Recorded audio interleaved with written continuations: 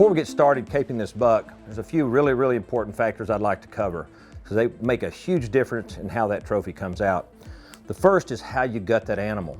So when you gut that animal, particularly if you have to gut it the night before or the day before, as we did in this case, be sure to only gut it to about the end of the rib cage, if not even a little more conservative to the back.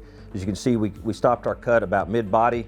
That's to preserve all of this brisket and cape that we're going to need for the taxidermist. That's the first trick. Today I'm using the Outdoor Edge Pro system, the Game Pro. It's got a number of different knives in the set. I'm going to use several of them, and I'll go through kind of when and where I shift on those. But the first one I'm going to use is actually their gutting knife. It's also a skinner. And a lot of hunters will use the gut part of the knife blade to gut their animal, and that's great for that, but it also is great for making these circular body cuts. I put some blue tape on here where we're going to make our cut lines today. So the first important cut is this midsection cut. So again, start back here. You're going to make a perfectly circular cut around the back of the animal. As you can see, we've made our first cut, the ring completely around the animal, again behind the last rib, giving plenty of skin for the taxidermist to work with. Our next cuts are now on the legs. So you're going to start right here. You're going to work right up that seam, following it all the way through. And then as you get into the sort of the elbow, if you will, the joint of the deer's leg here, you're going to then turn and go up and follow. There's a pretty good definition between the white belly hair and that. And you're going to make a straight cut until you just have a straight line all the way up to your center cut. For these cuts, I want a very sharp knife so that my cuts are very precise, very minimal work for the taxidermist to do.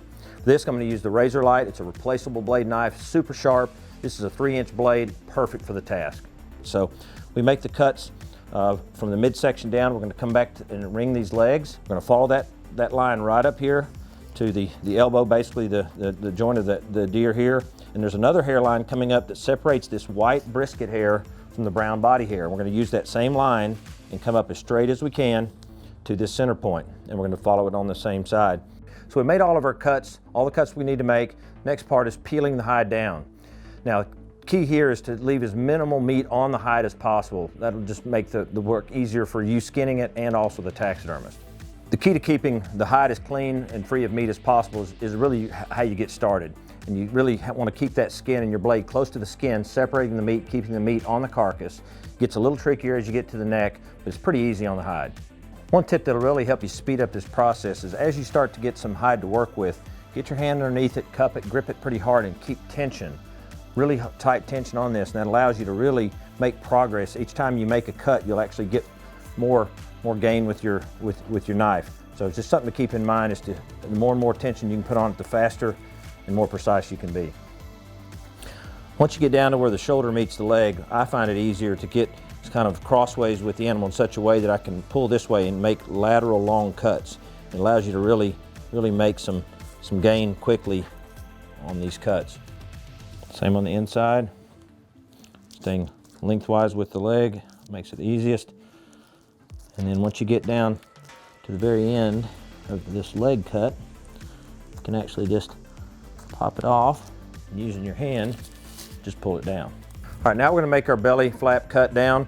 If the deer's front legs are still on it, I like to actually just kind of put it between my legs. It makes the animal stay stationary and kind of gives you a secure workstation.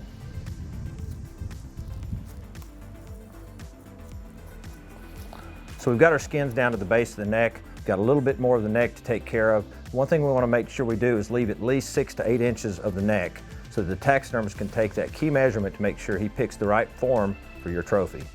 Okay folks, this is the finished product we're looking for. Got about 8 inches of the neck still intact so the taxidermist can take the measurements they need. Got a nice clean cape, so minimal work for your taxidermist. Final step is simply to remove the head. Get a knife, cut through all the tissue you can. Use a bone saw, hacksaw, whatever you have. After that, simply take it directly to your taxidermist if you can, or put it in the freezer. But at the very least, keep it cold, because you don't want that hair to slip after all that hard work. So next time you harvest that buck of a lifetime, just know you can do it as well.